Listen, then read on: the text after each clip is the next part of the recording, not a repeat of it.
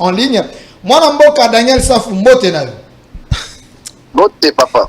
Moi, Namboka Daniel Safou za ko la biso en direct émission za ko le kana pro channel et puis en direct na YouTube au Centre TV. Ba Congolais ba na posa ba yo par rapport à question oyo, il y a insécurité à est.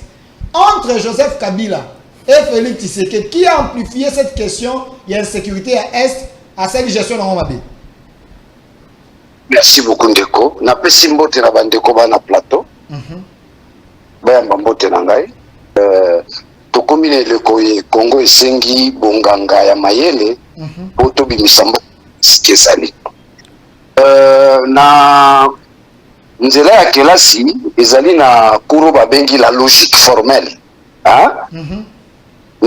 Logique balobi, un raisonnement par comparaison, ce qu'on appelle un raisonnement par analogie, c'est un faux raisonnement. Mais le coup les amours lobby entre Joseph Kabila et Félix Nan a amplifié rébellion. D'emblée, na oyebi sezali Félix. Na lolengeni. Tant Félix a subi bokonzi, mituna motuna ba groupe armé zalaki combien? Ça, je crois, c'est une réponse clé. Moutoumota ko résister nango. Palelo mboke komi moutunyo sosoli kambufa lobakaka. Même là, il ne faut pas roloba. Ce qu'on appelle défendre l'indéfendable. Non, on a une logique. Ils ont pour une opposition. Nazalaki na commission de défense et sécurité. Kabila tant qui bokonzi, tozalaki na moins de 30 groupes armés na est. Tant que Félix a eu bokonzi, 7 mois plus tard, ou une année plus tard, donc on a 150 groupes armés. Alors, ce qui est une réflexion mathématique, donc, et il y a un simple, Félix m'a amplifié. Premier argument. Deuxième argument. Allô? Deuxième argument. Faut qu'on y ait même dans le cas du gouvernement à Félix, il y a des ministres qui ont des milices, qui ont des groupes armés. Il y en a dans le cas du gouvernement. Pas selon Gaï, je vous donne une information vraie, allez vérifier. Ok, merci. Je suis un journaliste, je peux cette information vraie, je ne suis pas dans les sentiments. Dans le cas du gouvernement à Félix, il y a des ministres qui ont des groupes armés. Il y a mis ça tout. Paix à Souka, où il y a un argument puissant, l'armée, Tokotuna, entre Félix et Kabila, Nani Oyo a sali Moussala Kotonga armée. Armée batonga kayango. Armée batonga kayango na biloko misatu. Na oto bengi le casernement. Kotonga baka militaire. Soldats à la libanda te babomba kaye. Armée batonga kayango. Batonga kayango nelo kami balé formation. Armée batonga kayango batonga ko nelo kami misatu o babengi logistique.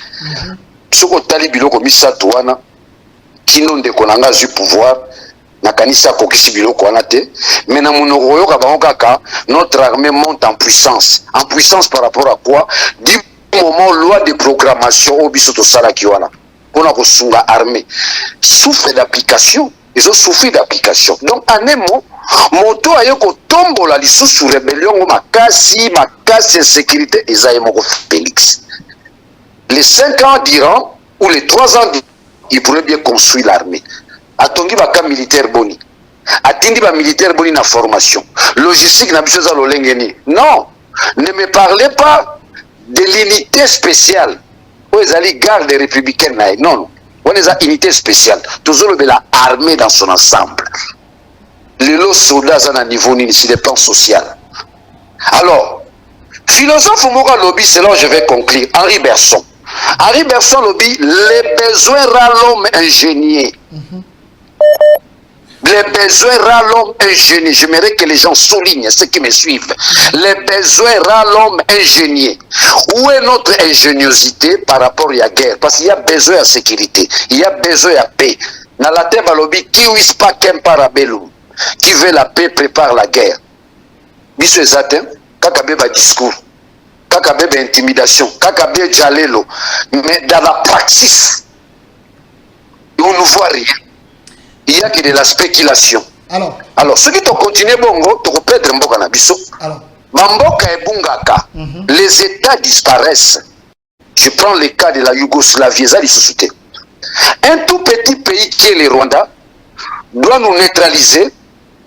Oui, pour le non, la force, c'est Ali, Bamboka Moussou.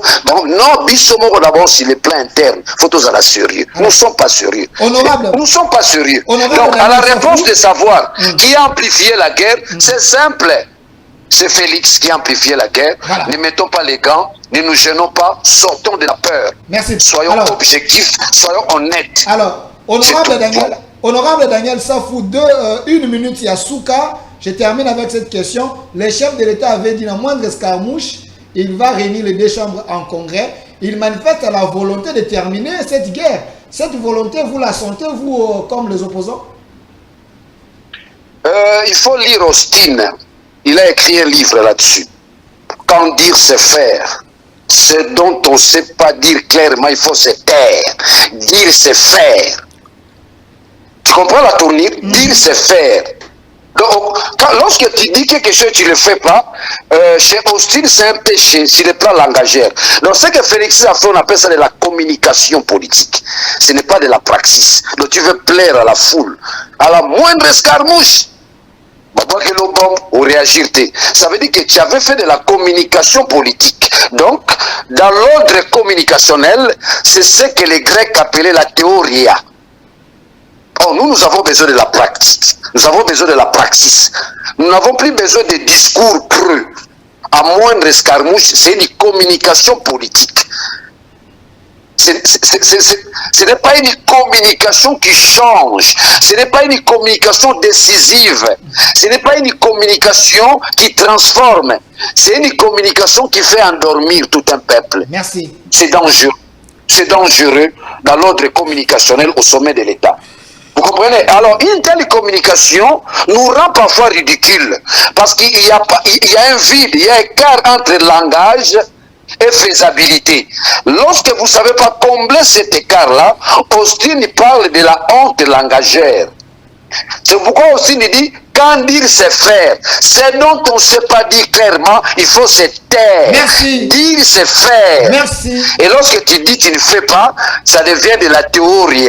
Merci. De la théorie, de la communication simple, de la spéculation. C'est dangereux. Merci. Au sommet de l'État, la communication doit être rigoureuse.